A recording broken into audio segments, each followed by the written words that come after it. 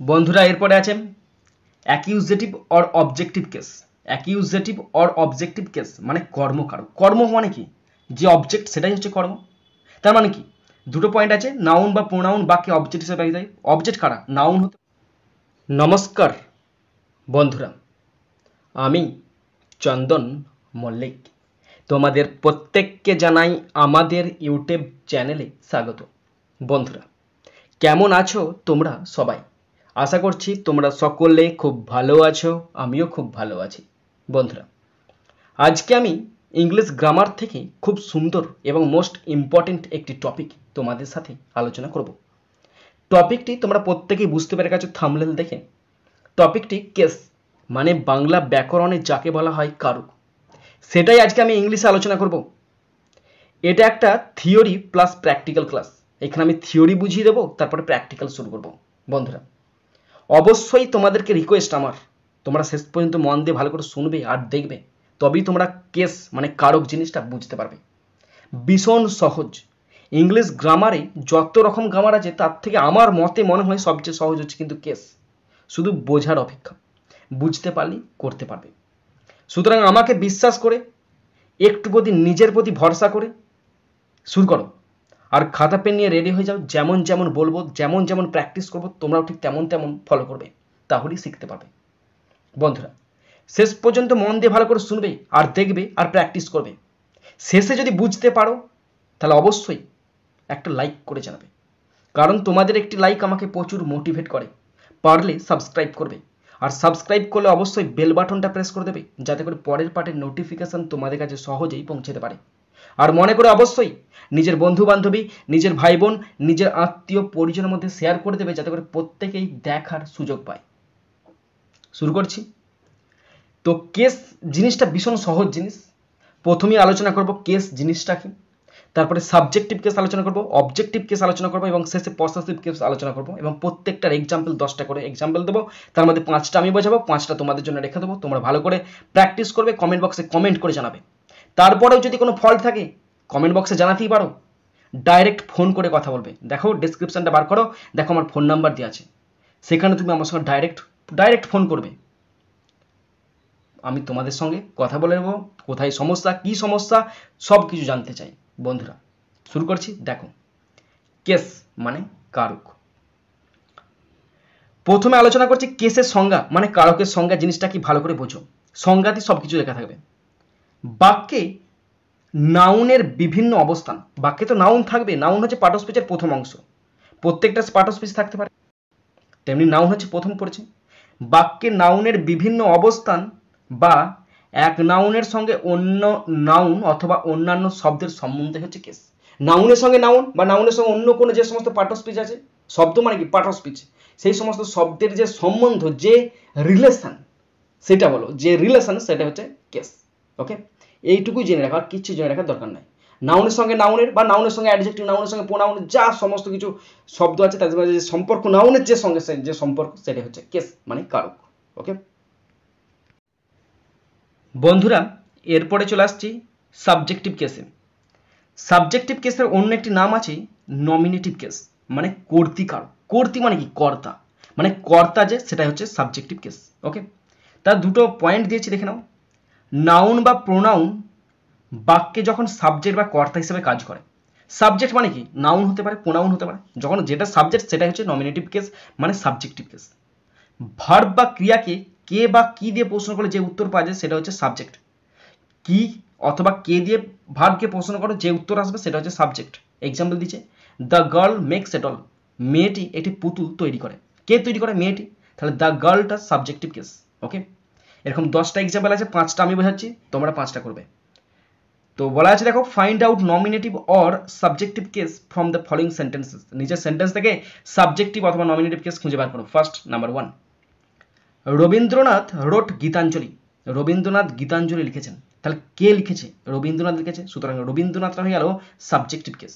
Number 2, Titir is painting a clay pot. Titir একটি মাটির পাত্র আঁকছে।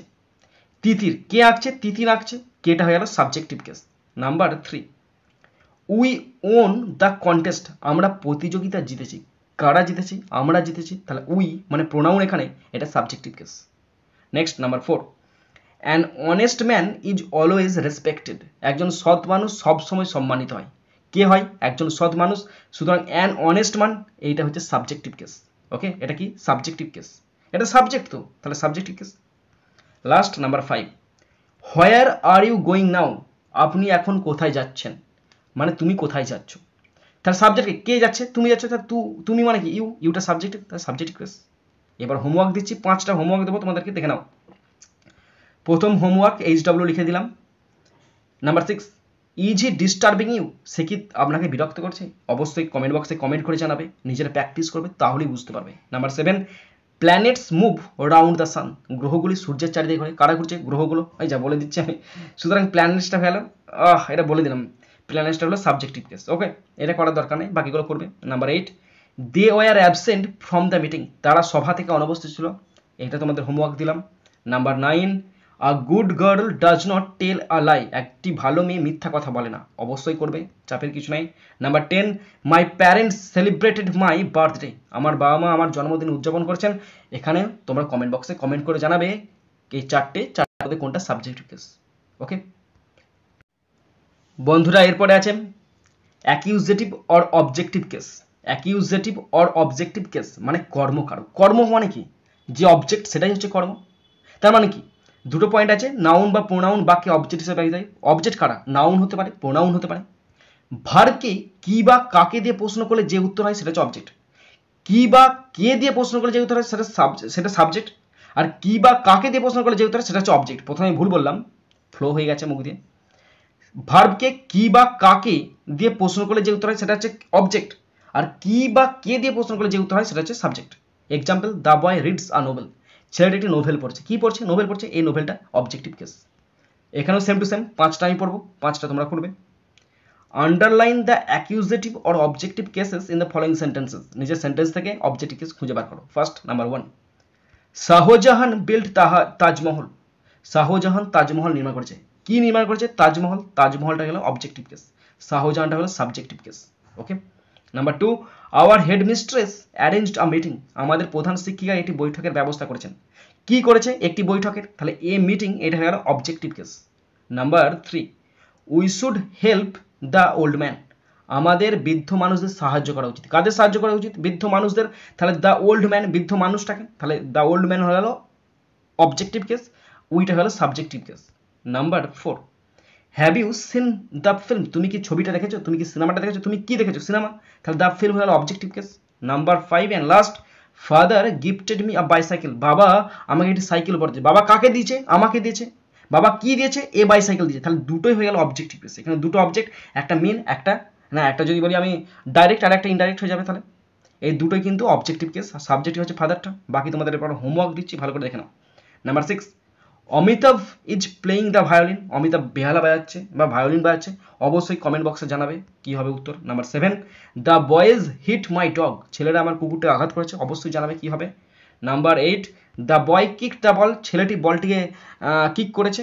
অবশ্যই কমেন্ট বক্সে কমেন্ট করে জানাবে সাবজেক্টিভ অবজেক্টিভ কি আছে। Number 9, the ball struck the window. তার ফলে বলটা এসে আমার জানালায় আঘাত করেছে।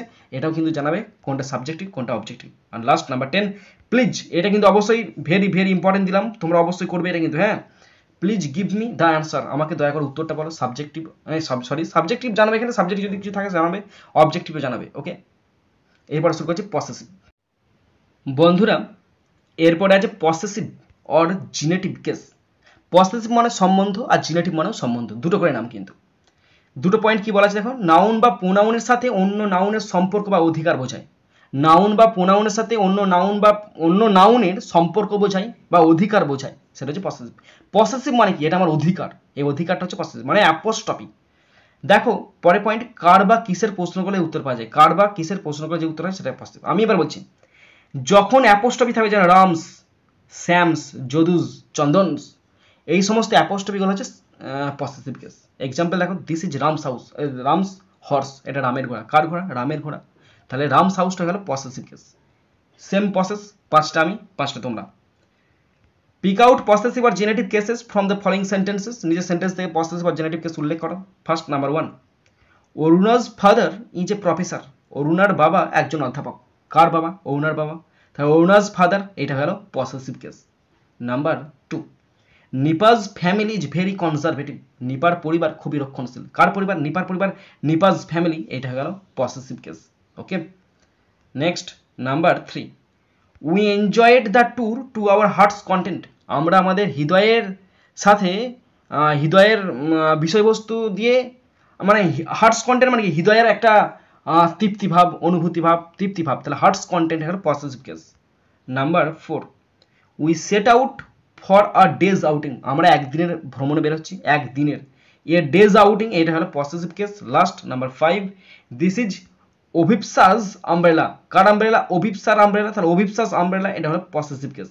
ওকে, এরপর হোমওয়ার্ক নাম্বার 6, খুব তাড়াতাড়ি পড়া হয়ে গেল। Number 6, I like to read PB Shelley's poem, আমি পিবি শেলির কবিতা পড়তে ভালোবাসি।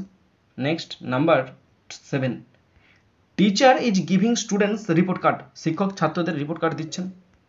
Number 8, the baby is sleeping on her mother's lap, শিশুটি তার মায়ের কোলে ঘুমাচ্ছে, এটা অবশ্যই জানাবে কমেন্ট বক্সে কমেন্ট করে। Number 9, Saunak's pencil box is missing, সৌনকের পেন্সিল বক্সটা মিসিং হয়ে গেছে। Number 10, this pink bag is mine, এটা কিন্তু অবশ্যই, শেষের গুলো কিন্তু সেই ধাসু টাইপের দিয়েছে একদম। ওকে, এটা অবশ্যই জানাবে কোনটা পসেসিভ কেস হবে। ওকে বন্ধুরা, তোমরা যারা শেষ পর্যন্ত শুনলে বা দেখলে, যারা প্র্যাকটিস করলে, আশা করি তোমরা ভালো করে বুঝতে পেরেছো। যদি কোথাও কোনো রকম ফল্ট থাকে অবশ্যই কিন্তু কমেন্ট বক্সে জানাবে, ডাইরেক্ট ফোন করে আমাকে জানাবে। বন্ধুরা, এখানেই শেষ করছি ভিডিওটি। সুন্দর থাকবে, সুস্থ থাকবে, টেক কেয়ার, থ্যাংক ইউ, জয় হিন্দ, বন্দে মাতরম।